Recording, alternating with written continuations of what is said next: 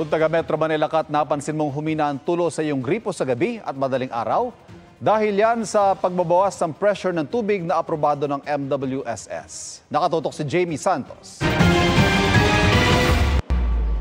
Para sa mga timbahay ngayong mainit ang panahon, water is life. Kaso hanggang sa bahay ng ilan, dumadaloy ang problema. Mahina lang yung daloy ng tubig.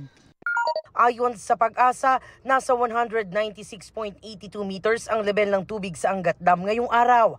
Mas mababa sa 212 meters na normal water level nito. Angat Dam ang nagsusuplay ng tubig sa buong Metro Manila. Mataas pa rin naman yung ating level ng Angat. Kung pagbabasihan po ay yung rule curve. Ano po ang ibig sabihin ng rule curve? Opo, yun po yung yung para sa flood control natin, yung sa domestic use, mataas pa po siya. Makakayanan pa naman daw nitong matugunan ng pangangailangan sa tubig sa Metro Manila.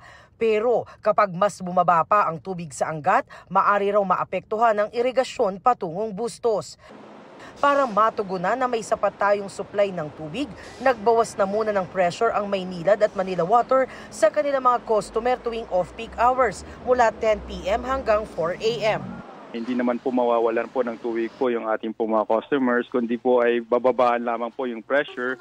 Sinimulan na itong ipatupad ng Maynilad at Manila Water noong huling linggo ng Marso.